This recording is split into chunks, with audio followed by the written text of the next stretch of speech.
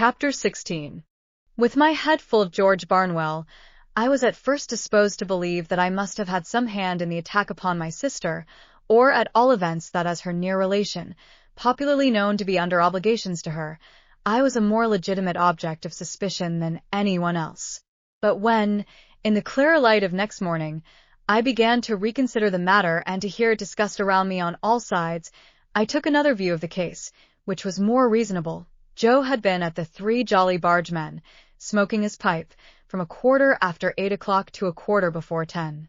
While he was there, my sister had been seen standing at the kitchen door, and had exchanged good night with a farm laborer going home. The man could not be more particular as to the time at which he saw her. He got into dense confusion when he tried to be, than that it must have been before 9. When Joe went home at 5 minutes before 10, he found her struck down on the floor, and promptly called in assistance. The fire had not then burnt unusually low, nor was the snuff of the candle very long. The candle, however, had been blown out. Nothing had been taken away from any part of the house. Neither, beyond the blowing out of the candle, which stood on a table between the door and my sister, and was behind her when she stood facing the fire and was struck, was there any disarrangement of the kitchen, excepting such as she herself had made, in falling and bleeding.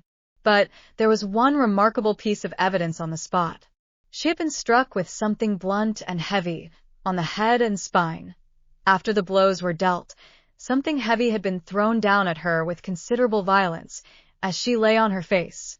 And on the ground beside her, when Joe picked her up, was a convict's leg iron which had been filed asunder. Now Joe, examining this iron with a smith's eye, declared it to have been filed asunder some time ago. The hue and cry going off to the hulks, and people coming thence to examine the iron, Joe's opinion was corroborated. They did not undertake to say when it had left the prison ships to which it undoubtedly had once belonged, but they claimed to know for certain that that particular manacle had not been worn by either of the two convicts who had escaped last night. Further, one of those two was already retaken, and had not freed himself of his iron. Knowing what I knew, I set up an inference of my own here. I believed the iron to be my convict's iron, the iron I had seen and heard him filing at on the marshes, but my mind did not accuse him of having put it to its latest use. For I believed one of two other persons to have become possessed of it, and to have turned it to this cruel account. Either Orlick, or the strange man who had shown me the file. Now, as to Orlick, he had gone to town exactly as he told us when we picked him up at the turnpike. He had been seen about town all the evening. He had been in divers companies in several public houses, and he had come back with myself and Mr. Wopsle. There was nothing against him, save the quarrel, and my sister had quarreled with him, and with everybody else about her, 10,000 times. As to the strange man, if he had come back for his 2 banknotes there could have been no dispute about them, because my sister was fully prepared to restore them. Besides, there had been no altercation. The assailant had come in so silently and suddenly that she had been felled before she could look round. It was horrible to think that I had provided the weapon, however undesignedly, but I could hardly think otherwise. I suffered unspeakable trouble while I considered and reconsidered whether I should at last dissolve that spell of my childhood and tell Joe all the story. For months afterwards, I every day settled the question finally in the negative, and reopened and re-argued it next morning. The contention came, after all, to this. The secret was such an old one now, had so grown into me and become a part of myself, that I could not tear it away. In addition to the dread that, having led up to so much mischief, it would be now more likely than ever to alienate Joe from me if he believed it, I had a further restraining dread that he would not believe it, but would assort it with the fabulous dogs and veal cutlets as a monstrous invention.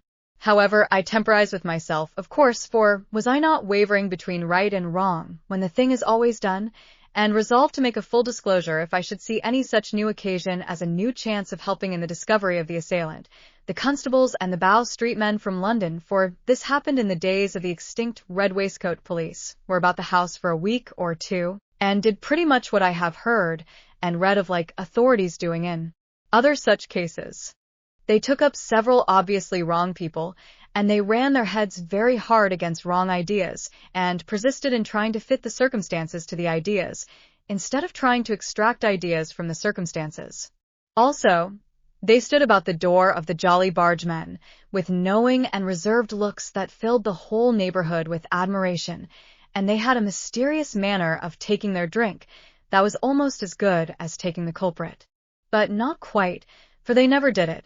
Long after these constitutional powers had dispersed, my sister lay very ill in bed. Her sight was disturbed, so that she saw objects multiplied, and grasped at visionary teacups and wine-glasses instead of the realities. Her hearing was greatly impaired, her memory also, and her speech was unintelligible. When, at last, she came round so far as to be helped downstairs, it was still necessary to keep my slate always by her, that she might indicate in writing what she could not indicate in speech.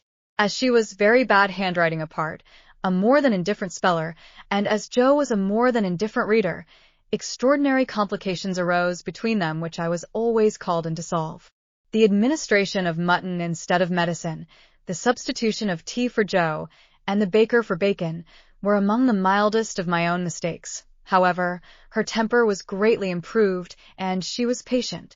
A tremulous uncertainty of the action of all her limbs soon became a part of her regular state, and afterwards, at intervals of 2 or 3 months, she would often put her hands to her head, and would then remain for about a week at a time in some gloomy aberration of mind. We were at a loss to find a suitable attendant for her, until a circumstance happened conveniently to relieve us.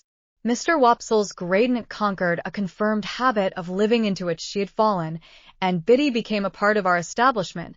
It may have been about a month after my sister's reappearance in the kitchen, when Biddy came to us with a small speckled box containing the whole of her worldly effects, and became a blessing to the household.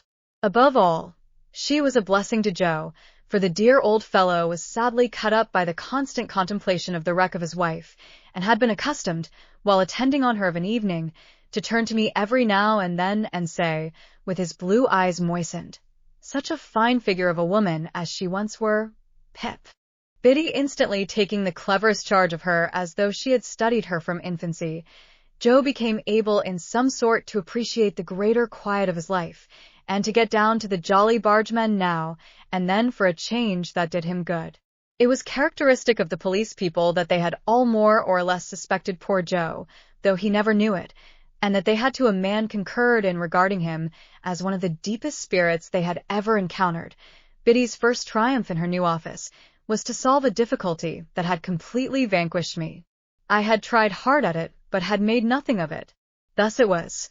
Again and again and again, my sister had traced upon the slate a character that looked like a curious T, and then with the utmost eagerness had called our attention to it as something she particularly wanted. I had in vain tried everything producible that began with A.T., from tar to toast and tub. At length it had come into my head that the sign looked like a hammer, and on my lustily calling that word in my sister's ear, she had begun to hammer on the table and had expressed a qualified assent. Thereupon, I had brought in all our hammers, one after another, but without avail. Then I bethought me of a crutch, the shape being much the same, and I borrowed one in the village, and displayed it to my sister with considerable confidence. But she shook her head to that extent when she was shown it, that we were terrified lest in her weak and shattered state she should dislocate her neck. When my sister found that Biddy was very quick to understand her, this mysterious sign reappeared on the slate. Biddy looked thoughtfully at it, heard my explanation, looked thoughtfully at my sister, looked thoughtfully at Joe, who was always represented on the slate by his initial letter, and ran into the forge, followed by Joe and me. "Why, of course," cried Biddy, with an exultant face. "Don't you see? It's him. Orlick, without a doubt." She had lost his name, and could only signify him by his hammer.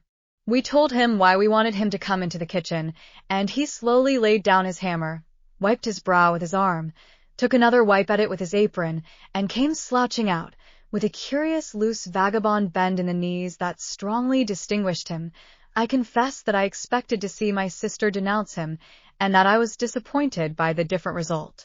She manifested the greatest anxiety to be on good terms with him, was evidently much pleased by his being at length produced, and motioned that she would have him given something to drink. She watched his countenance, as if she were particularly wishful to be assured that he took kindly to his reception. She showed every possible desire to conciliate him, and there was an air of humble propitiation in all she did, such as I have seen pervade the bearing of a child towards a hard master. After that day, a day rarely passed without her drawing the hammer on her slate, and without Orlick slouching in and standing doggedly before her, as if he knew no more than I did what to make of it.